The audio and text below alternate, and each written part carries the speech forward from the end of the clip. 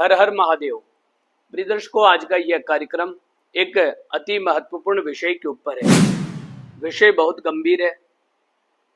अगर आप यह वीडियो देख रहे हैं तो मैं सबसे पहले आपसे निवेदन करूंगा कि आप किसी भी जाति से हैं, अगर आप सनातनी हैं, अगर आप हिंदू हैं और एक सच्चे भारतीय हैं, तो एक सच्चे भारतीय और सनातनी होकर के ही इस वीडियो को आप सुने।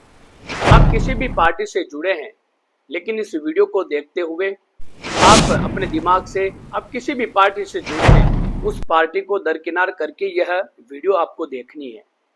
प्रिय दर्शकों, ये जो वीडियो चल रही है, इस वीडियो के अंदर आप देखेंगे कि बिहार के पूर्व मुख्यमंत्री लालू प्रसाद यादव और भारत सरकार के पूर्व रेल मंत्री लालू यादव का यह वीडियो है। इस वीडियो के अंदर आप देखिएगा कि किस प्रकार से लालू यादव सोफे के ऊपर बैठ करके, सामने यज्ञ कुंड आपको दिख रहा है, आसपास में प्रशासन के लोग हैं, समाज के लोग हैं, उनकी पार्टी के लोग होंगे, और सामने हवन कुंड प्रज्वलित है और उसमें आहुति दे रहे हैं। आहुति देना कोई गलत कार्य नहीं है, यज्ञ करना श्रेष्ठ कर्म बताया गया है। अवस्था आपकी ज्यादा है, आप सोफे के ऊपर बैठे हैं, इसमें भी कोई गलत काम नहीं है, कोई गलत बात नहीं है। लेकिन आप इनके पैर के अंदर देखिए, इन्होंने जूते पहन करके यज्ञ में आहुति दे रहे हैं। अब देखिए, ये सबसे पहले तो जिस प्रकार से आहुति दे रहे हैं, आहुति देने का भी शास्त्रों में नियम बताया गया है। मृगी मुद्रा में आहुति देनी चाहिए। दोनों बीच वाली अंगुली और अंगुष्ठ, इन 3 अंगुलियों से आहुति सामने की तरफ ऐसे दी जाती है, मृगी मुद्रा इसको बोलते हैं, ऐसे दी जाती है। अब ये ना जाने किस प्रकार का हवन कर रहे हैं, लेकर के ऐसे अग्निकुंड में, जैसे कि कूड़ेदान में कोई कूड़ा कचरा अपन डालते हैं, वैसे यज्ञ कुंड के अंदर ये ऐसे आहुति प्रदान कर रहे हैं, जो शास्त्र विरुद्ध है।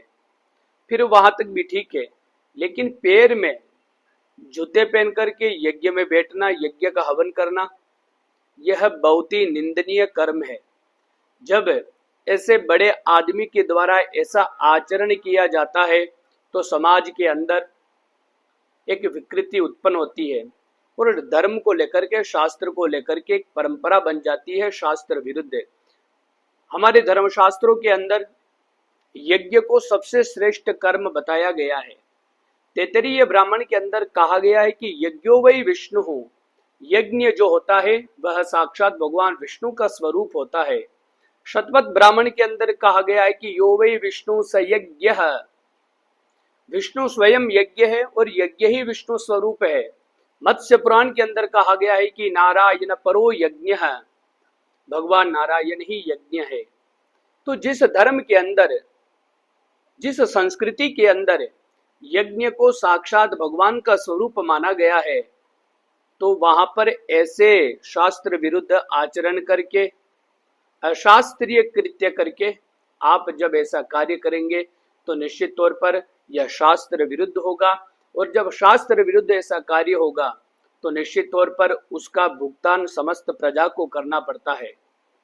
हमारे भारतीय की संस्कृति रही है, अनादिकाल से हमारी परंपरा रही है यज्ञ करने की। भगवान श्री कृष्ण ने गीता में स्वयं कहा है कि यज्ञात् भवति पर्जन्यः, यज्ञ करने से वृष्टि होती है। यज्ञ की बड़ी महत्वता हमारे धर्मशास्त्र के अंदर बताई गई है। भविष्य पुराण के प्रतिसर्ग के अंदर तो ऐसा कहा गया है कि भारतीय जो लोग थे, पहले भारतीय जो संस्कृति थी वह किस प्रकार की थी, भारतीय लोगों का आचरण किस प्रकार का था। तो ग्रामे ग्रामे स्थितो देवा, ग्रामे ग्रामे स्थितो मकः, गेहे गेहे स्थितम द्रव्यम धर्मस्यैव जने जने। यानी कि भारत में रहने वाले लोग, ग्रामे ग्रामे स्थितो देवा, हर गांव के अंदर देवालय होते थे। ग्रामे ग्रामे स्थितो मखः, मखः यानी यज्ञ, हर गांव के अंदर यज्ञ होते थे। गेहे गेहे स्थितम द्रव्यम, जिससे क्या होता था कि हर परिवार धनवान होता था, हर परिवार के अंदर सुख संपन्नता होती थी, कोई भी किसी भी प्रकार से, किसी भी ताप से कष्ट नहीं रहता था। जिस गांव के अंदर देवता होते हैं, जिस गांव के अंदर यज्ञ होते हैं, उस गांव के अंदर प्रत्येक व्यक्ति संपन्न होता है। धर्मस्यैव जने जने, और सभी भारत में रहने वाले जितने भी लोग हैं वह प्राय सभी धार्मिक होते थे।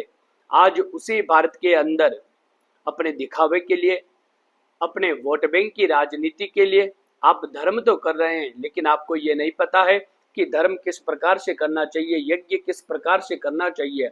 अशास्त्रीय यज्ञ, विधिहीन यज्ञों की निंदा शास्त्रों में बहुत बड़ी करी गई है। अगर अशास्त्रीय विधिहीन यज्ञ किए जाते हैं तो उसके फलस्वरूप स्वयं यजमान, स्वयं ब्राह्मण और समस्त प्रजा को भारी कष्ट पहुंचाना पड़ता है। इसको तामस यज्ञ कहा गया है। जो विधिहीन यज्ञ करते हैं, जिसमें किसी भी प्रकार का शास्त्रीय पालन नहीं होता है, तो ऐसे यज्ञ तामस यज्ञ होते हैं। और तामस यज्ञ के बारे में कहा गया है कि न यज्ञा संप्रवर्तन्ते न तपस्यन्ति तापसाः आहार दुख नाश्रिकाः प्रजा क्षीण भयातुरा। कालिका पुराण के अंदर ऐसा कहा गया है कि जो शास्त्रहीन और तामस यज्ञ करता है, उस यज्ञ के फलस्वरूप वहां की जनता भी अनेक प्रकार के कष्टों से पीड़ित रहती है, क्योंकि नास्ति यज्ञ समो रिपुः, यज्ञ के समान कोई दुश्मन नहीं है।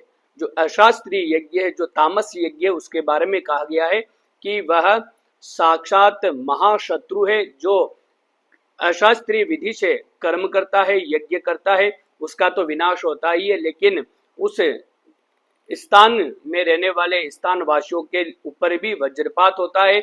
इसलिए बिहार के मुख्यमंत्री, पूर्व मुख्यमंत्री और पूर्व रेल मंत्री से मैं निवेदन करूंगा, अगर यह वीडियो आप तक पहुंचती है तो आप समस्त हिंदू समाज से, सनातन धर्मावलंबियों से, हमारे महापुरुषों से माफी मांगे। और जो यह अशास्त्रीय अमानवीय आपने यह कार्य किया है, जिसको कोई भी सनातनी स्वीकार नहीं कर सकता है, आप उसके लिए खेद प्रकट करें और विधि विधान के द्वारा आप पुनः एक यज्ञ का आयोजन करें।